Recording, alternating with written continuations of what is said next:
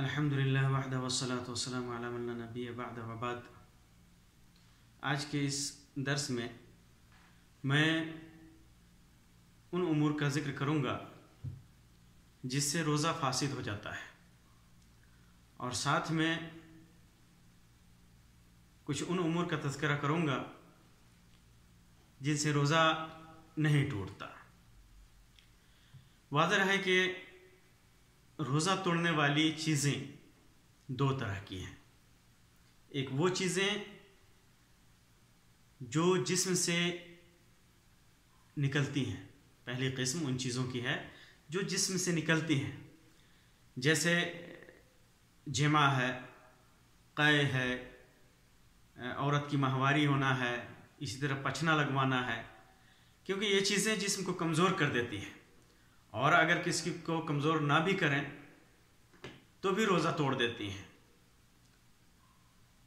और दूसरी किस्म उन चीज़ों की है जो जिस्म के अंदर दाखिल होती हैं, जैसे खाना पीना और इस माना की चीज़ें।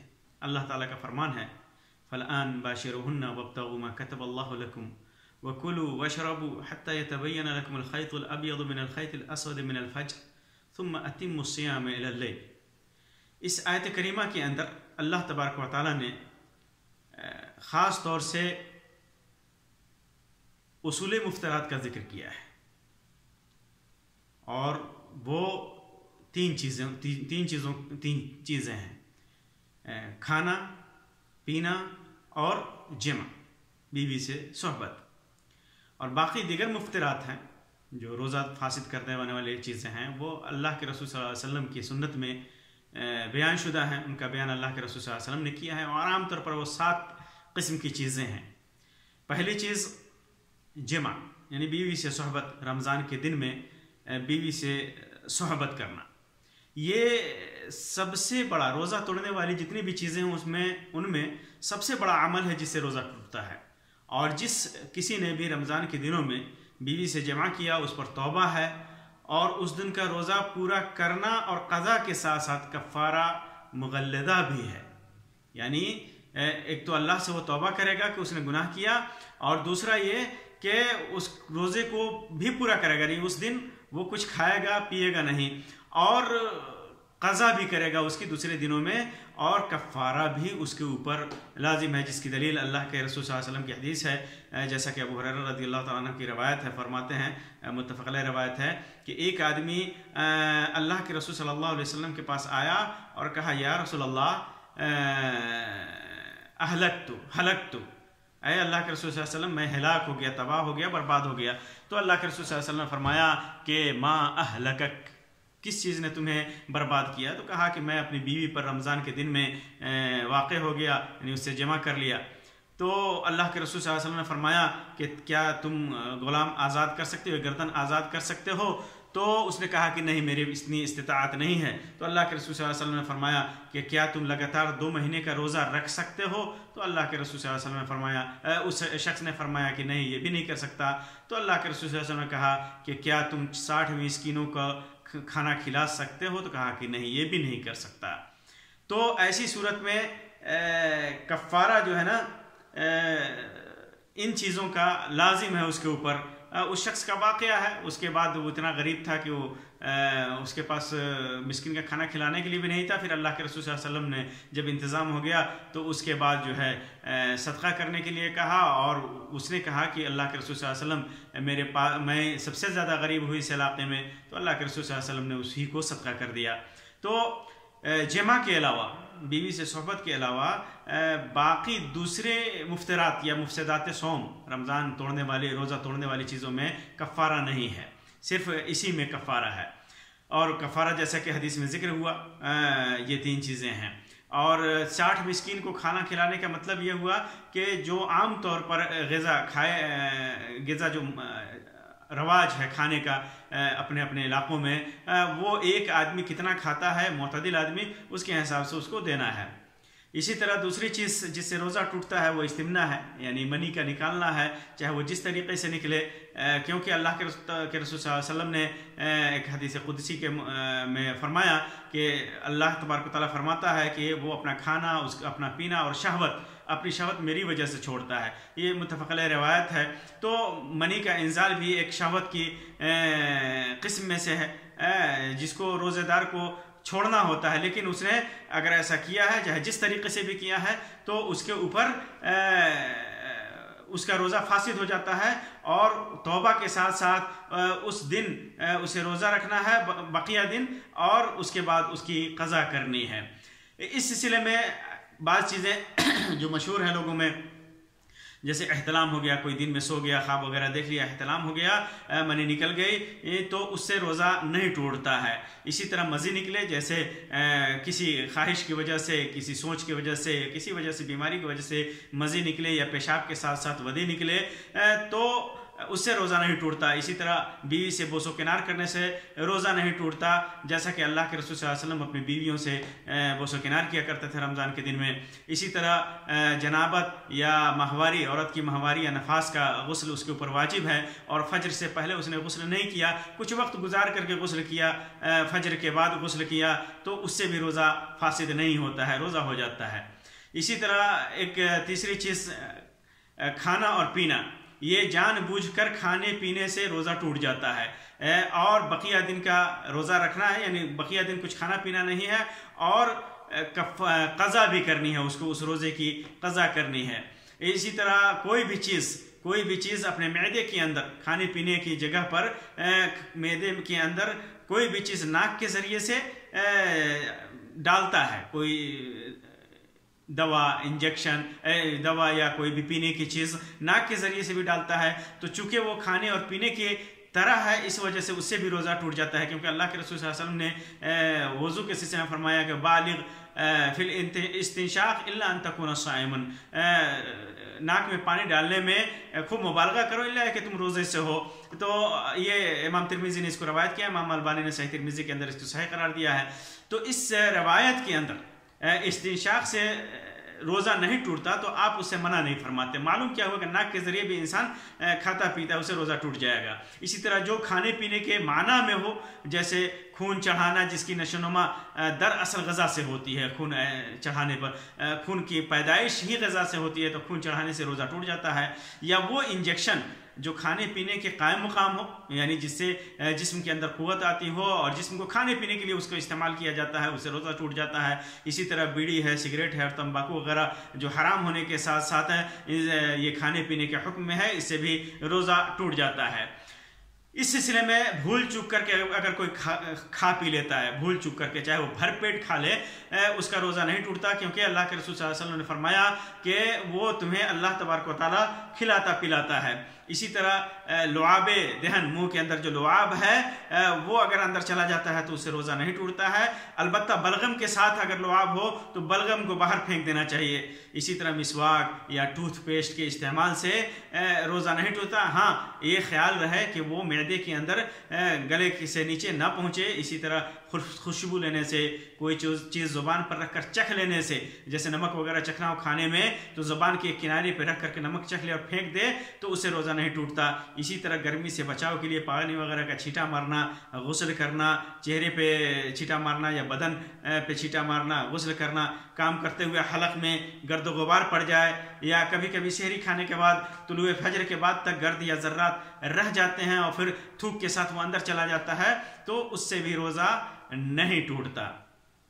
इसी तरह जिन चीज़ों से रोज़ा टूटता है उनमें से एक है हजामत के ज़रिए सेंगी लगा करके खून निकलना, क्योंकि अल्लाह के रसूल सल्लल्लाहु अलैहि वसल्लम ने फरमाया अफ्तर अल हाजिम वल महजूम, सेंगी लगाने वाला और जो जिसको लगाया जाता है उसका रोज़ा टूट जाता है। इमाम अबू दाऊद ने इसको रवायत किया है, इमाम अलबानी ने सही अबू दाऊद के अंदर इसको सही करार दिया है। इसी तरह जो इस माना में हो, हजामा के ज़रिए से खून निकालने के माना में हो, उससे भी रोज़ा टूटता है। जैसे खून का डोनेट करना, खून निकालना जिस्म से, क्योंकि हजामा ही की तरह जिस्म पर उसका असर पड़ता है। इसी तरह इसी वजह से रोज़े की हालत में खून को डोनेट नहीं करना चाहिए, इल्ला ये कि कोई ऐसी इज़्तिरारी हालत पैदा हो जाए कि खून डोनेट करना ही है, किसी की जान बचानी है, तो फिर ऐसी सूरत में खून डोनेट कर देना चाहिए। और ऐसी सूरत में डोनेट करने वाला का रोज़ा टूट जाता है और इस दिन का पूरा करना, इस दिन का रोज़ा उसे की क़ज़ा उसे करनी पड़ेगी। इस सिलसिले में वो इंजेक्शन जो खाने पीने के कायम मुकाम ना हो, फ़कत ज़रूरी इलाज के लिए हो, जैसे पेंसिलिन, इंसुलिन और दीगर टीके लगाने से इससे रोज़ा नहीं टूटता, ऑपरेशन करने से रोज़ा नहीं टूटता, अस्थमा की पाइप का इस्तेमाल करने से रोज़ा नहीं टूटता, सुरमा, काजल, मेहंदी, तेल वगैरह का इस्तेमाल चाहे वो सर में करे या जिस्म में करे उससे रोज़ा नहीं टूटता, एनेस्थीसिया यानी बेहोशी का इंजेक्शन लगाने से रोज़ा नहीं टूटता, जब तक कि उसको ग़िज़ाई तहलीलात ना दी जाए, नहीं ऐसी चीज़ ना दी जाए जो खाने पीने के हुक्म में है, तब तक उसका रोज़ा नहीं टूटता। दांत उखाड़ने से, दांत और मुंह के में खून आने से, नक्सीर से, ब्लड टेस्ट से या एनेस्थेटिक गैस से, जब तक उसके साथ ग़िज़ाई अशिया न दी जाए रोज़ा नहीं टूटता। इसी तरह डायलिसिस अगर करता है और डायलिसिस में ऐसी कीमियाई और ग़िज़ाई शुक्रियात का इस्तेमाल करता है जिससे या अमलाही चीज़ इस्तेमाल करता है जिससे इंसान के जिस्म के अंदर ग़िज़ा के माना में कोई चीज़ पहुंचता है तो इससे रोज़ा टूट जाता है। इसी तरह जिन चीज़ों से रोज़ा टूट जाता है उसमें जानबूझ करके क़य करना है, क़य जानबूझ करके करना, किसी वजह से पेट दबा करके, मुंह दबा करके, जैसे भी मुंह के अंदर उंगली रख करके क़य करे तो उससे रोज़ा टूट जाता है, क्योंकि अल्लाह के रसूल सल्लल्लाहु अलैहि वसल्लम ने इरशाद फरमाया मन दराहुल क़य फलैसा अलैहि क़ज़ा, जो आदमी को ऐसे क़य आ जाए, यानी बिना किसी जैसे सफ़र कर रहा हो, गाड़ी वगैरह में सवारी करते हुए क़य आ जाए या चक्कर आकर के आदमी गिरने लगे और उस मौके से क़य आ जाए, तो खुद से क़य आ जाए, गालिब आ जाए क़य का उसके ऊपर, तो उसके ऊपर कोई क़ज़ा नहीं है, उसका रोज़ा नहीं टूटता।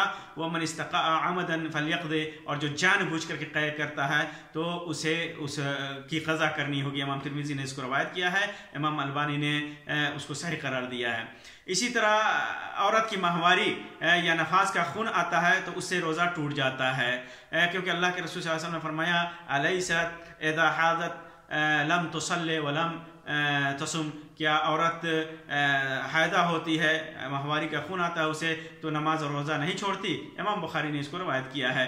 तो जब औरत को हैज़ का खून, माहवारी का खून या नफास का खून नज़र आए तो उसका रोज़ा फासिद हो जाता है, अगरचे सूरज के गुरूब होने से चंद लम्हे पहले ही क्यों ना आए। जैसे अफ्तारी पर बैठी है और उसको खून आ गया तो उसका रोज़ा फासिद हो जाएगा, उसकी क़ज़ा उसे दूसरे दिनों में क़ज़ा करनी पड़ेगी। लेकिन कभी कभी ऐसा होता है कि औरत को खून का एहसास होता है कि जैसे अब माहवारी का खून आने वाला है, लेकिन खून आता नहीं है, बस एहसास होता है, खून आता नहीं है, और खून आता है सूरज गुरूब होने के बाद, जब वो अफ्तारी कर चुकी होती है या नहीं भी की होती है, लेकिन वक्त हो चुका होता है, उसके बाद आता है तो उसका रोज़ा नहीं टूटता है, उसका रोज़ा पूरा हो जाएगा। इसी तरह हायजा और नफसा औरत अगर रात में उसका खून, जैसे सहरी ख़त्म होने से पहले उसका खून बंद हो गया और उसने रोज़ा रखने की नीयत कर ली और फिर उसके बाद सूरज तुलू हो गया गुस्ल करने से पहले, तो तमाम उलमा के नज़दीक उसका रोज़ा सही है अगर उसने नियत कर लिया है, और लेकिन अगर नियत नहीं की है तो फिर रोज़ा सही नहीं होगा, उस दिन का क़ज़ा उसको करनी पड़ेगी। इसी तरह बीमारी की वजह से, जिसे इस्तिहाज़ा का खून कहा जाता है, बीमारी की वजह से बहुत सारी औरतों को इस्तिहाज़ा का खून आता है, ऐसी सूरत में औरत न नमाज छोड़ेगी और न रोज़ा तोड़ेगी, दोनों उसके ऊपर वाजिब है। इस्तिहाज़ा का खून बीमारी का खून होता है और वो हैज़ के हुक्म में नहीं होता है, माहवारी के खून के हुक्म में नहीं होता है, बीमारी की वजह से है। हदीस में आता है कि वो इर्क़ है, एक रग है जो फट जाने की वजह से वो खून आता है। तो ये रोज़े की तोड़ने वाली चंद चीज़ें और वो चीज़ें जिससे रोज़ा नहीं टूटता है, उसका बयान है। नफास और माहवारी का खून, इसके अलावा माहवारी का खून और नफास का खून, ये तो किसी भी इंसान के इख्तियार में नहीं है, ख़ासतौर से औरत के इख्तियार में नहीं है, तो उससे के अलावा बकिया जो रोज़ा तोड़ने वाली चीज़ें हैं उनमें तीन शर्तें हैं जो भी रोज़ा तोड़ने वाली चीज़ें, जैसे खाने पीने का ताल्लुक हुआ, जमा है, हजामा है और चीज़ें हैं, तो उसमें तीन शर्त है। एक ये कि वो जानता हो, अनजान ना हो, जाहिल ना हो, ऐसा जाहिल कि इन मसलों को नहीं जानता ही नहीं, एकदम आमी हो, तो ऐसी सूरत में इसका इतलाक उसके ऊपर नहीं होगा। आलिम हो, जानकार हो, कि हाँ जानता हो कि ये चीज़ें उसके रोज़े के लिए मुफसिद हैं। इसी तरह याद हो, उसको भूला हुआ ना हो, जैसे बताया भूल करके खा भी लिया तो उसका रोज़ा नहीं टूटता है। याद हो उसको कि ये कर रहा है और रोज़े से है। इसी तरह मुख्तार हो, यानी उसको इख्तियार है, ज़बरदस्ती नहीं है। जैसे किसी कौम ने किसी को ज़बरदस्ती किसी चीज़ पे खाने पे मजबूर कर दिया, जान लेने की धमकी दे करके इज़्तिरारी हालत उसको हो गई ऐसी कि उसको ऐसा दबाया गया, सताया गया कि उसको ये चीज़ें करनी पड़ेंगी, तो ऐसी सूरत में उसका रोज़ा फासिद नहीं होता। हाँ, उसको इख्तियार हो, चाहे खा भी सकता है, नहीं भी खा सकता है, हजमा करा भी सकता है, नहीं भी करा सकता है, जमा कर भी सकता है, नहीं भी कर सकता है, तो ऐसी सूरत में उसका रोज़ा फासिद हो जाता है। और एक चीज़ से और रोज़ा फासिद होता है, वो है इर्तिदाद। इर्तिदाद से जैसे इस्लाम से कोई फिर गया रोज़े की हालत में, फिर उसके बाद वो रुजू करता है, जो ही वो फिरा वो उस हालत में उसका रोज़ा फासिद हो जाता है, उसका रोज़ा टूट जाता है। तो फिर ये चीज़ें जो चंद चीज़ें मसाइल हैं जो रोज़ा के फासिद और करने और ना करने के सिलसिले में आपके सामने बयान की गई। अल्लाह तबारक व तआला से दुआ है कि अल्लाह तबारक व तआला हमारे आमाल को और ख़ुसूसन हमारे इस माह मुबारक में हमारे नेक आमाल को, ख़ुसूसन रोज़ा को अल्लाह तबारक व तआला कबूल फरमाए। आमीन या रब्बल आलमीन। व आखिरु दअवाना अनिल हम्दुलिल्लाहि रब्बिल आलमीन। व सल्लल्लाहु अला खैरि खल्क़िही व सल्लम। वस्सलामु अलैकुम व रहमतुल्लाहि व बरकातुहू।